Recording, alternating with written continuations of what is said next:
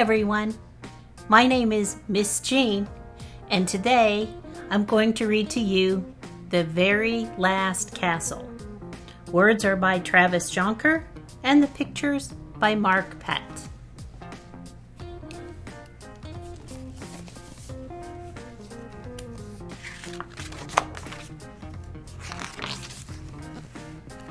In the middle of a small town stood something you might not expect. A castle. It was in fact the very last castle. There had been others, but over time they had all been taken down, or fallen apart, or been destroyed. All but one. For reasons no one could remember, no one ever came out, and no one was allowed in. Up in the tower, the guard watched the townspeople silently pass by. Then there was Ib. Every day she walked past the castle all alone. Every day she stopped. She looked up. She saw the lone guard standing stone still. Blunk! Looks like she threw a rock into the moat. Since no one had been inside the castle, the townspeople had ideas about who or what was in there. Monsters, said Miss Wicks. Thud, thud, thud. Giants, said Alex.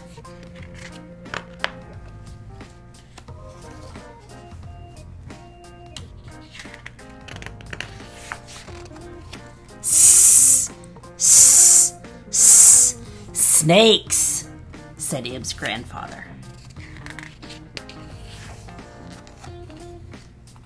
Maybe it's something terrible, Ib thought one day, but maybe it's something else.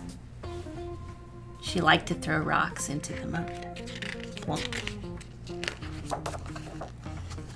The next morning, Ib walked past the castle. She stopped and looked up at the tower. No guard. Ib had an idea.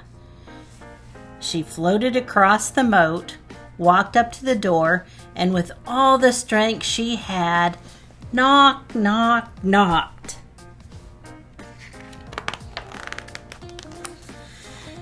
Hiss!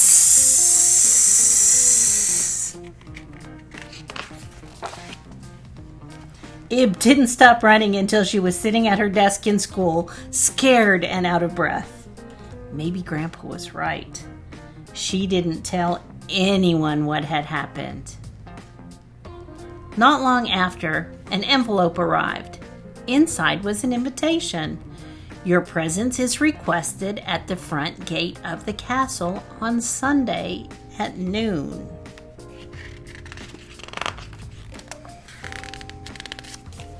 Everyone told Ib to stay away.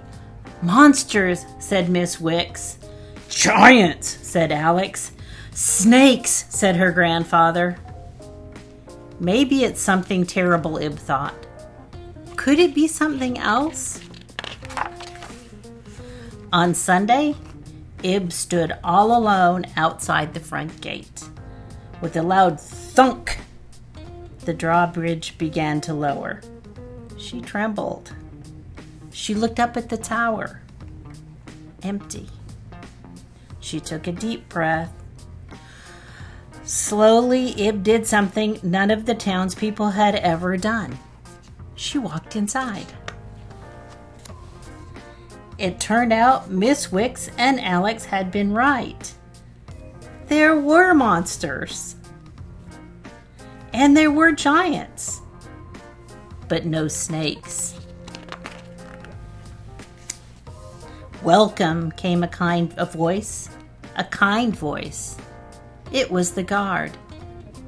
He removed his helmet. He was much older than Ib expected. I'm the last one left. May I show you around?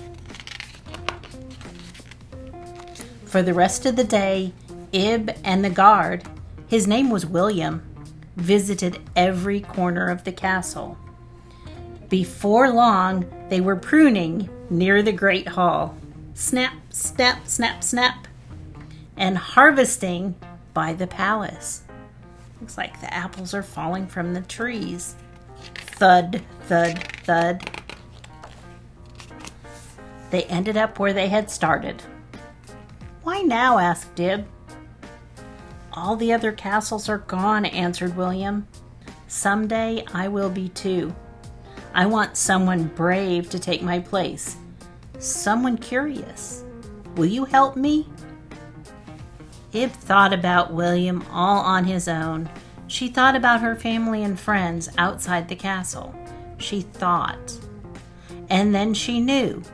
Yes, Ib replied, but I have a request.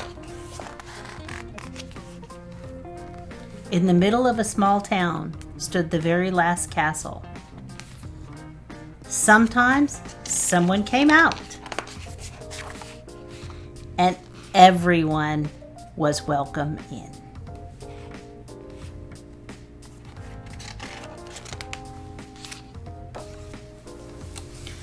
So why is it important to learn the truth about something yourself rather than to rely on what others say? Why did the author have the castle seem so scary to others? One of the themes in this story is discovery. To discover means to learn something new. Provide an example of the theme of discovery in the book. And now, name one thing you want people to discover about you.